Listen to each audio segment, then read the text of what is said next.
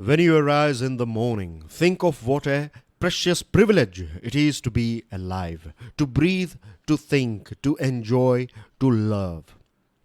Dear friends, अगर आप सही सलामत हैं, अगर आपके फैमिली मेम्बर्स, आपके फ्रेंड्स सही सलामत हैं, तो ट्रस्ट में ये नेचर जो हैं, भगवान जो हैं, ईश्वर अल्लाह जो हैं, ये पूरी कायनात जो हैं, वो आपको सपोर्ट करने के लिए तैयार है.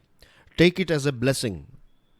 दुनिया में करोड़ों लोग ऐसे हैं जो रात को सोने के लिए जाते हैं और सुबह जो है वो कभी उनकी होती नहीं. That's their last night ever. ख़त्म, उनका चैप्टर जो है इस पृथ्वी के ऊपर से फिनिश हो गया.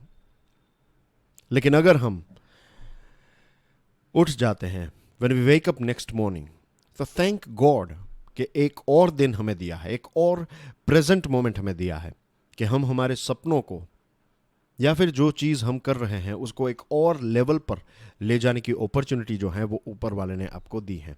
तो make the most out of it. सोचिएगा इसके बारे में. आज 9 जुलाई 2021 के द हिंदू एनालिसिस में हमारे टेबल के ऊपर हैं कुछ important news headlines, 4 important articles हैं.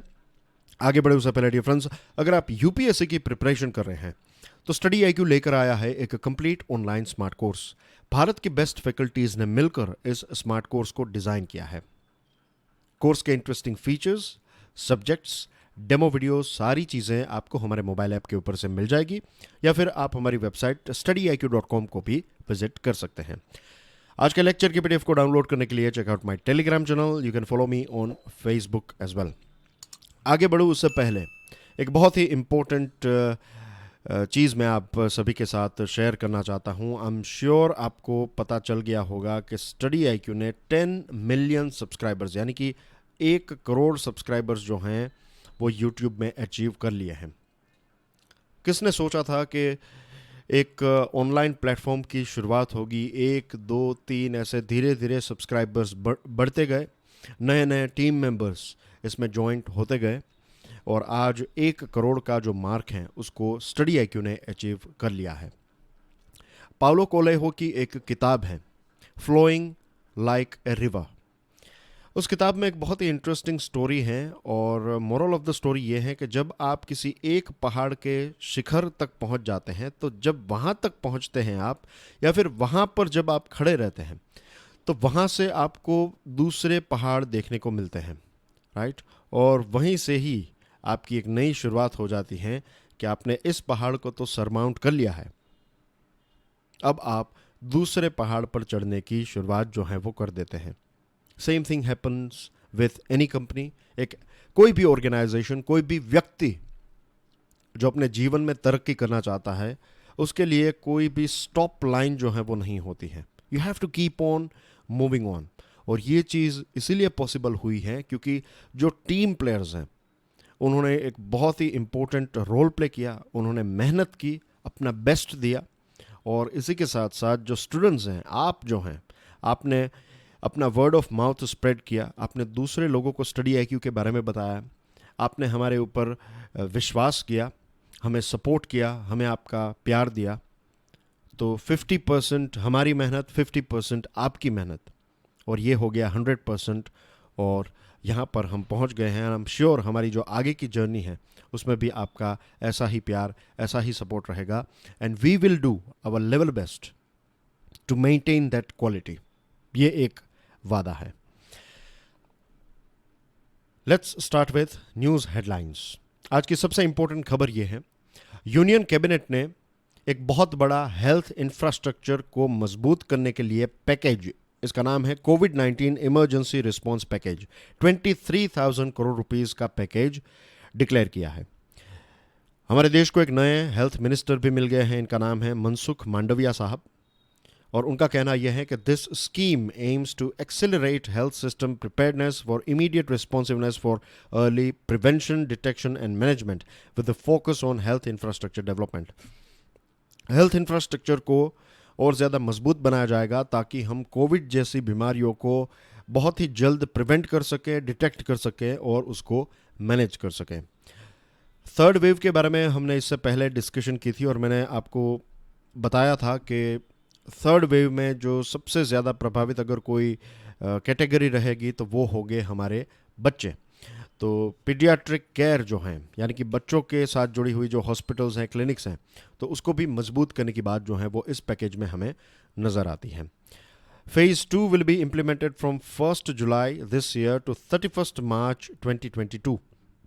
ये जो लगभग 9 महीने हैं, तो इन 9 महीनों में ये पैकेज जो है इसको इम्प्लीमेंट किया जाएगा और इसमें से 15,000 करोड़ रुपए जो हैं वो सेंट्रल गवर्नमेंट देगा और बाकी के 8,123 करोड़ रुपीस जो हैं ये अलग अलग राज्य सरकार मिलकर कंट्रीब्यूट करेगी।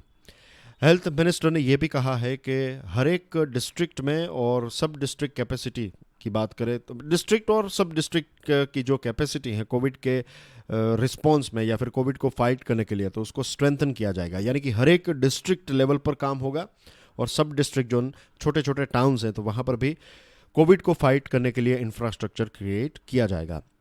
हमारे 736 डिस्ट्रिक्ट जो हैं देश के, तो सभी में पीडियाट्रिक सेंटर ऑफ एक्सेलेंस और पीडियाट्रिक यूनिट्स को क्रिएट किया जाएगा। और उन्होंने ये भी कहा कि 20,000 आईसीयू बेड्स जो हैं ये पब्लिक हेल्थ केयर सिस्टम यानी कि गवर्नमेंट हॉस्पिटल्स में सेटअप किए जाएंगे और इसमें से 20% जितने 20% यानी कि वी आर टॉकिंग अबाउट 4,000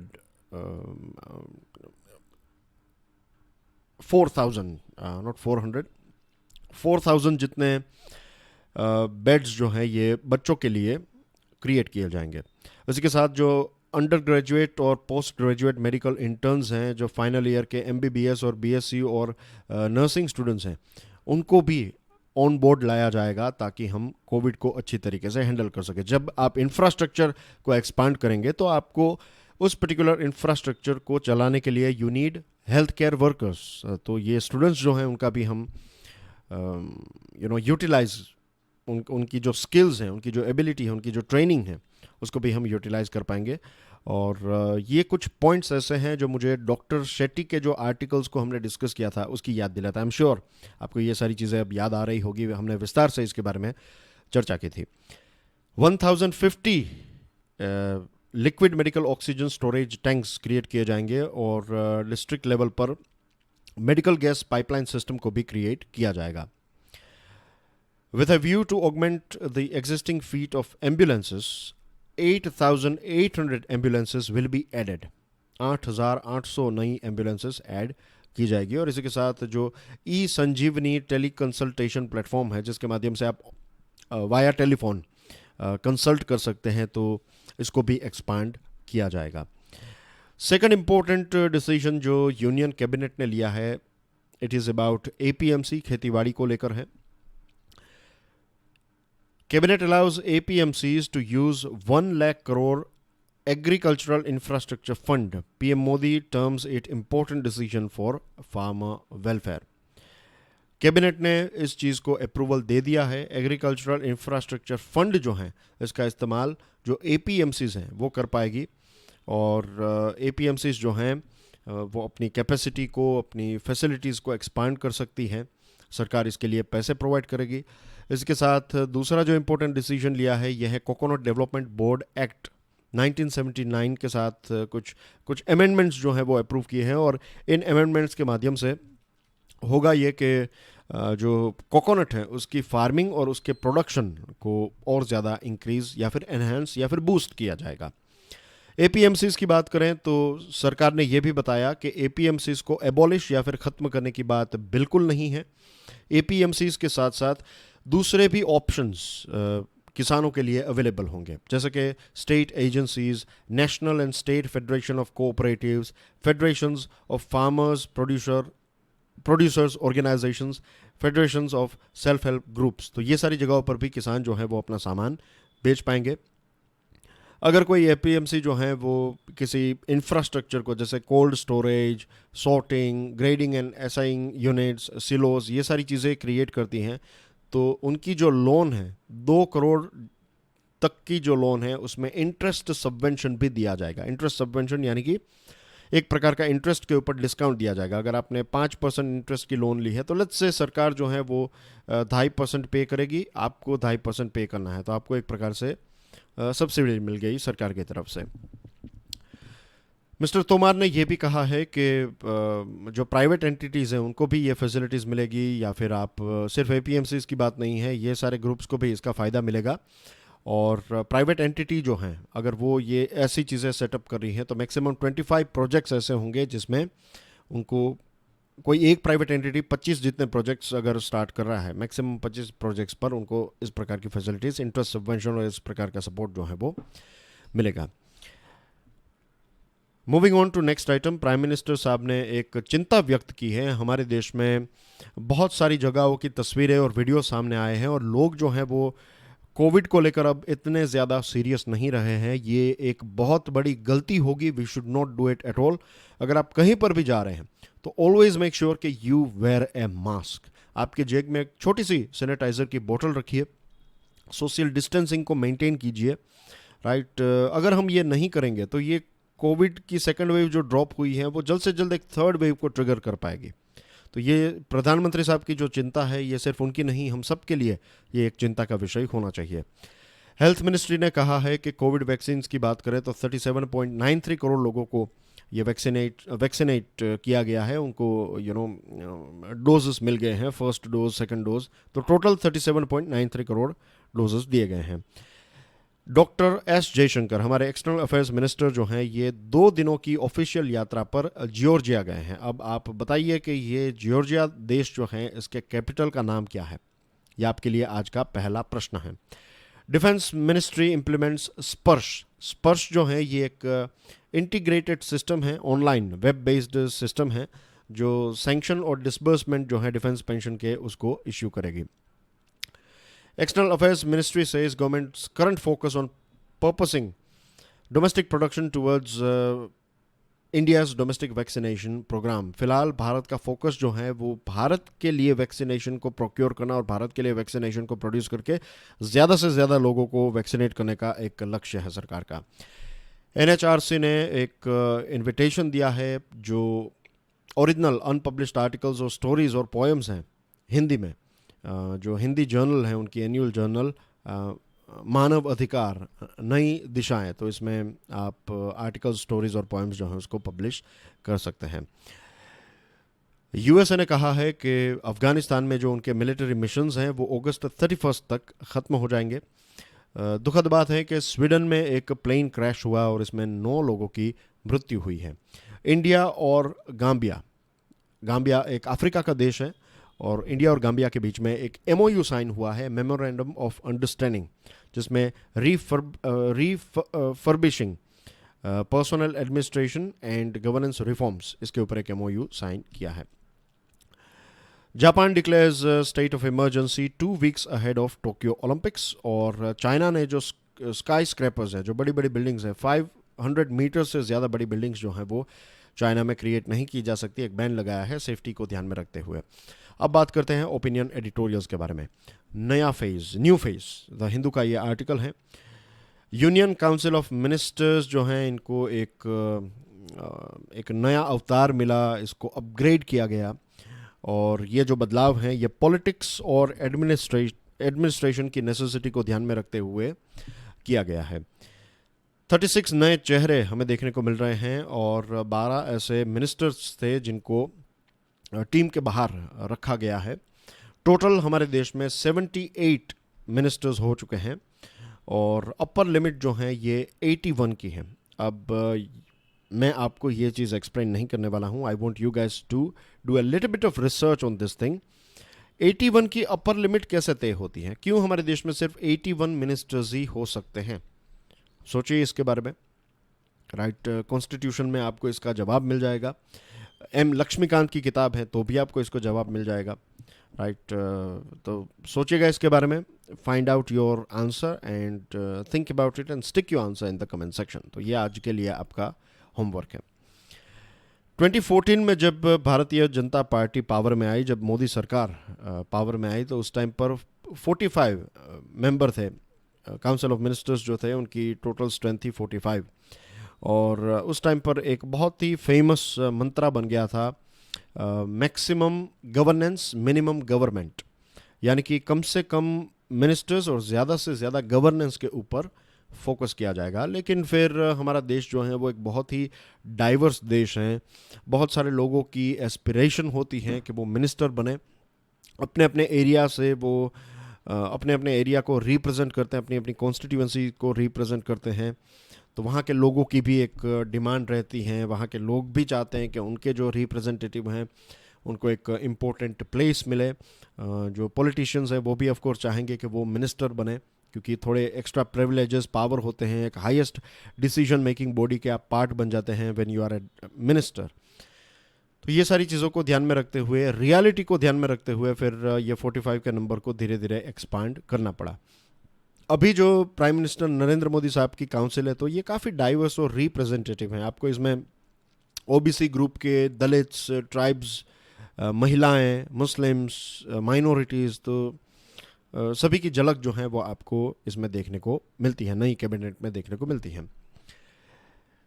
कुछ ऐसे मिनिस्टर्स, कुछ बड़े बड़े नाम, हर्षवर्धन साहब, डॉक्टर हर्षवर्धन, पूरे कोविड के टाइम पर हर रोज़ हमने उनके द्वारा दिए गए बयान, उनके द्वारा लिखे गए आर्टिकल्स, उनकी प्रेस कॉन्फ्रेंसेस, ये सारी चीज़ों को देखा है। तो एक बहुत ही फेमस फेस जो हैं वो अब हमें देखने को नहीं मिलेगा। Same thing goes with Ravishankar Prasad, law minister भी थे और आईटी मिनिस्टर भी थे। और प्रकाश जावड़ेकर साहब, he was I&B minister, information and broadcasting minister. तो ये तीन बड़े बड़े नेताओं को भी टीम के बाहर रखा गया है। उसके पीछे रीजंस ये बताए जा रहे हैं क्योंकि पेंडेमिक को, खास करके सेकंड वेव को, इतनी अच्छी तरीके से हेल्थ मिनिस्ट्री हैंडल नहीं कर पाई। फिर बड़ी बड़ी कंपनीज के साथ इश्यूज चलते रहते हैं, तो IT minister is responsible for it. और गवर्नमेंटल कम्युनिकेशन भी इतना खास नहीं रहा, and Prakash Javadekar was responsible for it. तो ये कुछ रीजंस ऐसे हैं जिसकी वजह से ये तीन बड़े बड़े दिग्गज जो हैं वो अब कैबिनेट या फिर मिनिस्ट्री का, काउंसिल ऑफ मिनिस्टर्स का पार्ट नहीं है। इंडिविजुअल टैलेंट, एक व्यक्ति की जो क्षमता है, that matters a lot when you are a minister. और रूलिंग पार्टी में रहना, गवर्नमेंट में रहना, it's not an easy task. बाहर से भले ही लगे कि it is very easy, but it is like you know swimming duck. एक बत्तख जो है, एक डक जो है, जब वो तैर रही होती है तो हमें लगता है इट्स वेरी इजी, लेकिन अगर आप पानी के अंदर देखेंगे then it is continuously moving its feet. Same thing applies with politicians and ministers particularly, कि उनको कंटिन्यूसली काम करते रहना है, कितने सारे लोगों की देखभाल करनी है, खुश रखना है उनको, राइट, उनको नाराज़ नहीं कर सकते। And then you have to report to your boss as well, right, आपके ऊपर भी कोई बॉस होगा। And then you have colleagues, and it's a very challenging job. Of course ये इजी बिल्कुल नहीं है। तो इंडिविजुअल टैलेंट मैटर करता है। इसी के साथ साथ एक टीम जो है, that is also a very important thing. आपके अंदर कितना भी टैलेंट हो, लेकिन अगर आपकी टीम राइट टीम नहीं है, आप कुछ नहीं कर सकते। आपकी टीम में मेंबर्स जो हैं वो कितने भी टैलेंटेड या फिर हार्ड वर्किंग क्यों ना हो, अगर कुछ मेंबर्स ऐसे हैं जो अच्छा काम नहीं करते, देन एज वेल आपकी पूरी टीम जो है वो गिर जाएगी। तो you know, ministers जो होते हैं, they have to be very what we say, they have to be very hard working, very precise। उनको अपना जो रोल है वो क्लियरली पता है, they should be best in what they are doing। अब इस आर्टिकल में ये बताया गया है कि जो अब कैबिनेट की डिस्कशन होगी, इट शुड बी ओपन। जहाँ तक मुझे पता है कि एक लेवल पर ऑफकोर्स मीडिया और सारी चीज़ों में हमें देखने को मिलता है कि prime minister is all about you know, he is very famous. प्रधानमंत्री नरेंद्र मोदी साहब जो हैं वो बहुत ही फेमस लीडर हैं, यू नो, वो एक कैरिज्मेटिक लीडर है, इसमें कोई डाउट ही नहीं है। लेकिन जहाँ तक मैंने समझा है, जहाँ तक मैंने सुना है, तो कैबिनेट की डिस्कशंस जो हैं वो काफ़ी ओपन रहती हैं। ऐसा नहीं है कि जो प्राइम मिनिस्टर कहेंगे वही आपको, it's not dictatorship, it is all about you know team working. ये टीम की तरह ही लोग काम करते, तभी ये सिस्टम पॉसिबल है, वरना ये पॉसिबल हो ही नहीं सकता। अगर आप मैनेजमेंट की थियरीज और प्रैक्टिकलिटी को जानते हैं, then you will vouch for this, या फिर आपको ये पता चल गया होगा कि टीम के बिना जो है वो आप ये चीज़, या फिर एक प्रॉपर सिस्टम के बिना आप इस चीज़ को नहीं कर सकते। तो जहाँ तक मुझे पता है, दैट्स हाउ दे वर्क। लेकिन इसको और ज़्यादा रोबस्ट बनाना, और हमारे देश में एक चीज़ की जो खामी है, हमारे सिस्टम में जो खामी है, वो ये है कि एक इंडिविजुअल एमपी या फिर एक इंडिविजुअल जो मिनिस्टर हैं, उनको हमें इतना एम्पावर करना चाहिए कि वो अपने रीजन के डिसीजंस जो हैं वो खुद ले सकें। सरकार उनको सपोर्ट करे, डिसीजंस जो हैं वो खुद लें, और राइट डिसीजन ले सकें, तो ये एक एनवायरनमेंट जो है वो टॉप मैनेजमेंट को क्रिएट करना होगा। अब देखते हैं कि ये शिप जो हैं वो किस दिशा में आगे बढ़ती हैं। A blip, this one is about goods and services tax, GST. GST जो है वो अपने 5th ईयर में एंटर कर चुका है। 2017 से इसकी शुरुआत हुई और पिछले 8 महीनों की बात करें तो कलेक्शन जो है वो 1 लाख करोड़ रुपए से हर महीने 1 लाख करोड़ से भी ज़्यादा रहा है। लास्ट मंथ का जो जीएसटी रेवेन्यू है वो थोड़ा ड्रॉप हुआ, पिछले 10 महीनों का सबसे कम था 93,000 करोड़ रुपीस, और अप्रैल में ये 1.41 लाख करोड़ रुपीस तक पहुंच गया। This is like record in itself. इतना बड़ा कलेक्शन कभी नहीं हुआ था ये पिछले लगभग 4-5 सालों में। तो 1.41 lakh crore rupees is a big amount. उसके बाद थोड़ा ड्रॉप हुआ अप्रैल के बाद, मई में इट वाज 1.02 लाख करोड़, और फिर हम जैसे आगे बढ़ते हैं तो जून में देखने को मिलता है कि 93,000, तो there was a big drop. उसके पीछे रीज़न भी है, मीन्स ये कोई सरप्राइजिंग फिगर नहीं है। सेकंड वेव और जो रिस्ट्रिक्शंस थे तो इसकी वजह से ट्रांजैक्शंस कम हुए, इकोनॉमी भी लगभग बंद थी, तो जीएसटी का कलेक्शन जो है वो ड्रॉप ही होने वाला था। इसके बारे में हमें पता भी था।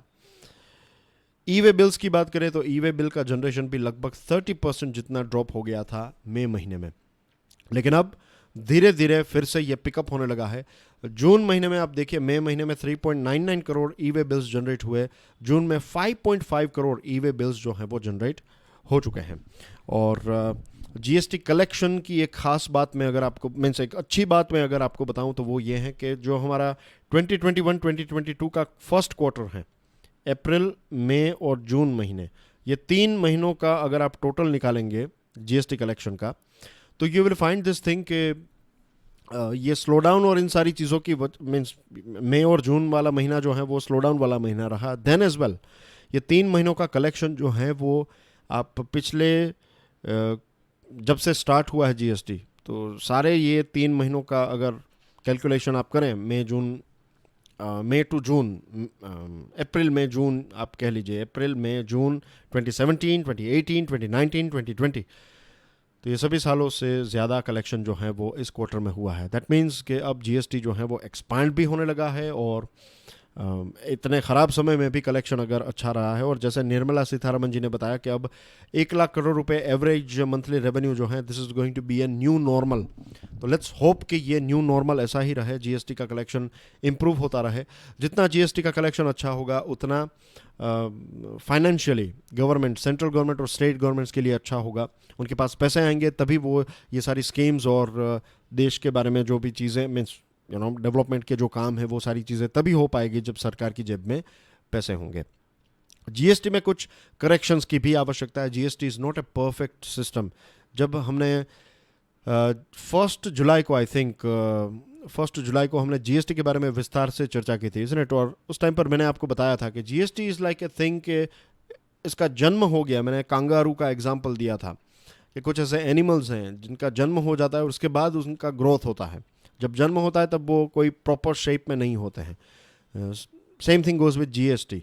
जीएसटी एक ऐसी चीज़ है जो हमें स्टार्ट करनी थी और स्टार्ट कर दी, और उसके बाद अब हम इसको इम्प्रूव करते जा रहे हैं, उसको रोबस्ट बनाते जा रहे हैं। तो जीएसटी में करेक्शंस की भी आवश्यकता है। पेट्रोलियम और इलेक्ट्रिसिटी की बात करें तो वो आज भी जीएसटी के बाहर हैं, इसके ऊपर अलग से टैक्स लगाया जाता है, तो फाइनल कैलकुलेशन में इश्यूज होते हैं। फिर इंडस्ट्री प्लेयर्स जो हैं उनका कहना यह है कि कुछ टेम्पररी रेट कट्स उनको दिए जाएं ताकि डिमांड जो है वो इंक्रीज़ हो जाए। अब ये भी किया जा सकता है क्योंकि एक तरफ सरकार को पेट्रोल में से काफ़ी रेवेन्यू मिल रही है, पेट्रोल और फ्यूल में से, और दूसरी तरफ इंडस्ट्री का कहना यह है कि अगर रेट कट किया जाएगा, पहले कोई चीज़ के ऊपर अगर 12% जीएसटी लगता था, अगर आप उसको 5% कर देंगे तो उस प्रोडक्ट की कीमत जो है वो कम हो जाएगी। भले ही सरकार को जीएसटी का कलेक्शन थोड़ा कम मिलेगा अगर हम ऊपर से देखें, लेकिन उसी चीज़ का ज़्यादा कंजम्पशन जब होगा, ज़्यादा लोग अगर खरीदेंगे इस चीज़ को, यहाँ पर जब प्राइस ज़्यादा थी तो लोग कम खरीदते थे, अगर उसकी प्राइस कम हुई है और ज़्यादा खरीदेंगे तो जनरली सरकार को उतना ही पैसा मिलेगा, ट्रांजैक्शंस भी ज़्यादा होंगे। इसके अलावा जो राज्य सरकारों को जो शेयर देने की बात है, तो टाइम पर उनको पैसे मिल जाए, दिस इज़ वेरी इंपॉर्टेंट। राज्यों के पास, मीन्स राज्य सरकारें जो हैं या फिर स्टेट, हम स्टेट में ही रहते हैं, isn't it, we don't live in centre. तो अगर स्टेट गवर्नमेंट्स के पास पैसे होंगे तो फिर स्कूल, एजुकेशन, खेती बाड़ी, ये सारी चीज़ें वो तभी कर पाएंगे। This is very logical basic thing. लेकिन टाइम पर उनको पैसे जो हैं जी, उनका जो हक है, उनका जो कॉम्पनसेशन है, वो उनको टाइम पर मिल जाना चाहिए। और ये जो 1.58 लाख करोड़ रुपीस बोरोइंग करने की बात है, तो ये भी जल्द से मीन्स जो एक शॉर्टेज थी, शॉर्टेज यानी कि इतने पैसे जो हैं सेंट्रल गवर्नमेंट को राज्य सरकारों को देने हैं, तो ये भी जल्द से जल्द बोरो करके राज्यों को डिस्ट्रीब्यूट करने चाहिए। और कहते हैं कि अगर सरकार हर हर हफ्ते 5,000 करोड़ रुपए, सेंट्रल गवर्नमेंट 5,000 करोड़ रुपए जो हैं वो डिस्ट्रीब्यूट करे, तो इट विल टेक 32 वीक्स। ये पूरा जो 1.58 लाख करोड़ रुपीस उनको राज्यों को देना है, तो इसमें 32 वीक्स जितना वक्त लग जाएगा। लगभग आप समझ लीजिए कि 7-8 महीने जितना वक्त जो है वो इसमें लग जाएगा। तो इसकी शुरुआत जो है वो जल्द से जल्द हो जानी चाहिए और अगस्त से ज़्यादा इसको डिले नहीं करना चाहिए। Moving on to next item, tracking fugitives everywhere. Rupin Sharma, एक आईपीएस ऑफिसर, ने इस आर्टिकल को लिखा है। अब हमारे देश में एक्स्ट्राडिशन की बात करें, एक्स्ट्राडिशन यानी कि आप किसी एक जगह पर हैं और आपको वहाँ से एक ऐसी जगह पर ले जाया जाता है या फिर आपको पार्सल किया जाता है जहाँ पर आपकी लीगली आवश्यकता है। बहुत ही सिंपल लैंग्वेज में बात करूँ तो लेट्स से विजय माल्या है, फिर नीरव मोदी हैं, तो इस प्रकार के जो लोग हैं जो फ्यूजिटिव इकोनॉमिक ऑफेंडर्स हैं, तो वो अलग अलग देश में भाग गए हैं, तो उनको वहाँ से यहाँ पर एक्स्ट्राडिट करना, वहाँ से यहाँ पर लेकर आना और हमारी कोर्ट के सामने रखना, तो ये बहुत ही इंपॉर्टेंट है। हमारे देश में इंडियन पिनल कोड जो आईपीसी में कुछ लॉज हैं, फिर narcotic drugs, information technology, hijacking और दूसरे ऐसे लॉज हैं आईपीसी के अलावा भी, और criminal procedure, code of criminal procedure हैं सीआरपीसी, तो इसमें भी कुछ ऐसे extradition act, narcotic drugs, psychotropic substances act, prevention of corruption act, prevention of money laundering act, इस प्रकार के अलग अलग रूल्स एंड रेगुलेशंस हैं। अब राज्यों की बात करें, किसी भी जगह पर जब क्राइम होता है तो पुलिस डिपार्टमेंट जो है ये एक स्टेट की मैटर है, और जो लोकल पुलिस हैं वो चीज़ों को इन्वेस्टिगेट करती हैं, और प्रोसिक्यूशन यानी कि जस्टिस सिस्टम में भी जो केस चलता है तो उसमें भी पुलिस के रिपोर्ट्स और उनकी इन्वेस्टिगेशन, उनकी फाइंडिंग्स जो हैं वो काम करती हैं। सेंट्रल गवर्नमेंट के पास कुछ स्पेशल एजेंसीज हैं, जैसे कि एनआईए हैं, फिर आपके पास सीबीआई हैं, तो ये जो एजेंसीज हैं इनका मेन काम है प्रोसिक्यूशन और इन्वेस्टिगेशन। ये इन्वेस्टिगेट करते हैं किसी मैटर को और फिर प्रोसिक्यूट करते हैं। राज्य सरकारों में प्रॉब्लम यह है कि हमारी जो पुलिस फोर्स हैं वो लॉ एंड ऑर्डर को भी देख रही है, इन्वेस्टिगेशन भी कर रही है, प्रोसिक्यूशन भी करना है, तो उनके पास वो एक्सपर्टीज जो है वो नहीं है। तो we have to create this expert branches के डिवीजन किया जाए कि इन्वेस्टिगेशन डिपार्टमेंट अलग हो और लॉ एंड ऑर्डर वाला डिपार्टमेंट अलग हो। फिर हमारे देश में ऐसी कोई सिस्टम भी नहीं है कि दूसरे देश में से तो लोगों को ले आने की बात जो है वो तो चल ही रही है, जैसे कि मेहुल चोकसी, नीरव मोदी एक्सेट्रा, ऐसा तो बहुत सारे ऑफेंडर्स हैं। स्वीडन का एक व्यक्ति था, मैं उसका नाम भूल गया, बट एक एग्जांपल आपके साथ तो शेयर करता हूँ। स्वीडन का कोई सिटीज़न था जिसने भारत में कोई एक बॉम्ब ब्लास्ट किया था और वो स्वीडन पहुंच गया, स्वीडन या फिर नॉर्वे, ऐसा कोई देश था, स्कैंडिनेवियन देश में से था। I'm just giving you an example, right? Don't focus about facts here. Facts in the sense जो नाम है वो सारी चीज़ें इंपॉर्टेंट नहीं है।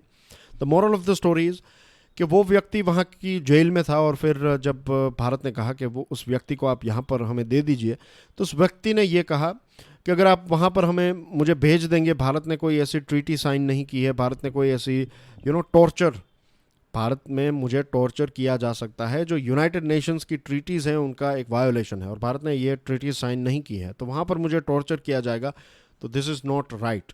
तो फिर वहाँ की कोर्ट ने कह दिया कि हाँ ठीक है, वो बात सच है कि भारत में आपको टॉर्चर किया जा सकता है, तो फिर वो कभी भी यहाँ पर नहीं आया, या फिर कभी भी हम उसको यहाँ पर नहीं ले पाए। तो ऐसी चीज़ों की वजह से भी बहुत सारे लोग जो हैं वो बच जाते हैं। अब ये तो इंटरनेशनल लेवल की बात हुई। नेशनल लेवल की बात करें तो जब भी कोई प्रैक्टिकल वर्ल्ड में ऐसा होता है कि कोई अगर भाग चुका है कहीं पर भी देश में ही, एक जगह से दूसरी जगह पर, किसी दूसरे राज्य में, किसी दूसरे जुरिस्डिक्शन में वो भाग गया है, तो फिर वहाँ हमारे यहाँ की पुलिस जो है वो वहाँ पर जाकर कुछ नहीं कर सकती। वहाँ पर अगर अच्छे ऑफिसर्स होंगे तो सपोर्ट मिलेगा, या फिर इतना अच्छा सपोर्ट जो है वो उनको नहीं मिलेगा। इसके अलावा कई बार इंटरोगेशन में या फिर इन्वेस्टिगेशन के मीन्स इंटरोगेशन के टाइम पर जो स्टेटमेंट दिए जाते हैं एक्यूज्ड के द्वारा, उसको मान लिया जाता है और इन्वेस्टिगेशन को क्लोज किया जाता है, उसकी और ज़्यादा जांच पड़ताल नहीं की जाती। कई जगहों पर राज्य जो पुलिस हैं, पुलिस स्टेशंस जो हैं, वो उनकी प्रॉपर्टी और इन सारी चीज़ों को अपने कब्ज़े में ले लेते हैं, लेकिन बहुत सारी जगहों पर ये सारी चीज़ें कब्ज़े में नहीं ली जाती। और ना तो हमारे देश में कोई ऐसे सिस्टम है। आपने फिल्मों में देखा होगा कि कैसे यूएसए की जनरली फिल्म रहती है, तो कोई क्राइम के साथ जुड़ी हुई फिल्म है, तो किसी व्यक्ति के ऊपर अगर डाउट है तो पुलिस अपनी सिस्टम में चेक करेगी और पता चल जाएगा कि ये व्यक्ति पहले यहाँ पर रहता था, एक्सेट्रा। उनकी तस्वीरें आपने देखा होगा, वो बोर्ड पकड़ कर खड़ा हुआ है, पीछे हाइट वाली मेजरमेंट है। आई एम श्योर आपने ये विजुअल्स कई बार देखे होंगे। ऐसी कोई सिस्टम हमारे देश में नहीं है। तो we need this sort of system कि एक राज्य की या फिर एक जुरिस्डिक्शन की पुलिस जो है वो दूसरी जुरिस्डिक्शन में अगर कोई व्यक्ति भाग गया है तो ये सारा डेटा हम एक दूसरे के साथ एक्सचेंज कर सकें। सिर्फ इतना ही नहीं, दुनिया के अलग अलग देशों के साथ एक्सचेंज कर सकें। हमारी अलग अलग जगहों पर जो एम्बेसीज हैं वहाँ पर ये डेटा एक्सचेंज हम कर सकें। अलग अलग एजेंसीज़ के साथ हम हमारा डेटा, जैसे कि पासपोर्ट एजेंसी, इमिग्रेशन अथॉरिटी, तो उनके पास भी एक नेशन वाइड डेटाबेस हो वांटेड पर्सन का, या फिर वांटेड पर्सन्स नोटिस हम इश्यू कर सकें। एक बार ये नोटिस इश्यू हो गई तो अगर कोई व्यक्ति पासपोर्ट निकालने के लिए जाएगा तब भी ऑटोमेटिकली वहाँ की जो सिस्टम है उसमें ये रेड फ्लैग आ जाएगा कि ये व्यक्ति जो हैं, ये नाम जो हैं, इसकी तलाश इस जगह पर हैं, और लोकल पुलिस को फिर इन्फॉर्म करके ऐसे व्यक्ति को हम पकड़ सकते हैं। तो we need to do this thing. International level पर तो आवश्यकता है ही, लेकिन उससे भी ज़्यादा आवश्यकता है कि हमारे देश में एक इंटीग्रेटेड इंटरनेशनल या फिर इंटीग्रेटेड सिस्टम हो हमारे देश में डोमेस्टिक ऐसे एब्सकॉन्डर्स के लिए, और एक इंटरनेशनल लेवल पर भी एक इंटीग्रेटेड इंटरनेशनल कोऑपरेशन डिवीज़न हमारे देश में होना चाहिए कि हम अलग अलग देश के अलग अलग देशों के साथ और हमारे अलग अलग राज्यों के साथ एक डेटाबेस क्रिएट कर सके जिसमें हम ऐसे एब्सकॉन्डर्स को ढूंढ सके या फिर उनका नाम और डिटेल्स उसमें हों। एंड लास्ट आर्टिकल जो है it's about perils of crowding. जैसे स्टार्टिंग में मैंने आपको कहा कि प्राइम मिनिस्टर साहब ने जो चिंता व्यक्त की है, तो ये चिंता हम सब के लिए होनी चाहिए। अगर हम अच्छा बिहेव नहीं, हमारा बिहेवियर राइट नहीं होगा तो थर्ड वेव भी आ सकती है। मनाली, शिमला, मिजोरी, इन जगहों से और दिल्ली की कुछ जगहों से, दूसरे शहरों से जो तस्वीरें सामने आ रही हैं वो काफ़ी भयानक हैं। लोग जो हैं वो कोविड के प्रोटोकॉल्स को फॉलो नहीं कर रहे हैं। वैक्सीनेशन का रेट भी कोई इतना ख़ास नहीं है। जल्द से जल्द हमें 1 करोड़, अभी हम 50-70 लाख देख रहे हैं, but this is not enough. 1 crore, 1 crore से ज़्यादा लोगों को हर रोज़ हमें वैक्सीनेट करना होगा। और अगले साल 5 राज्यों में इलेक्शंस होंगे, यूपी, उत्तराखंड, पंजाब, गोवा, मणिपुर। तो फिर से ये जो बिहार में, नॉट बिहार, वेस्ट बंगाल के टाइम पर जो हमने देखा, केरला में इलेक्शंस हुए थे, दूसरी जगहों पर इलेक्शंस थे, तो कैसे सेकंड वेव को ट्रिगर करने के लिए बहुत मीन्स उसके पीछे बहुत सारे लोगों का कहना यह है कि यही इलेक्शन और इसके प्रचार और भीड़ की वजह से सेकंड वेव आई। तो we don't want to see third wave. तो जल्द से जल्द वैक्सीनेट करके, और वैक्सीनेशन के बाद भी जहाँ पर पॉसिबल हो वहाँ पर मास्क पहनना, सोशल डिस्टेंसिंग मेंटेन करना जो है, this is going to be our life for next few months में बी, नेक्स्ट ईयर में भी, लेकिन ये करना पड़ेगा। And that's everything from my side dear friends. ये है जो मैंने प्रश्न पूछा था उसका आंसर। आपके लिए एक नया क्वेश्चन है। मैंने आपको कहा कि आई विल अगेन जो 10 मिलियन के बारे में मैंने आपको बताया, 10 मिलियन सब्सक्राइबर्स, तो thank you very much for your love and support, and I will see you tomorrow. Till then enjoy your studies. God bless you all. जय हिंद।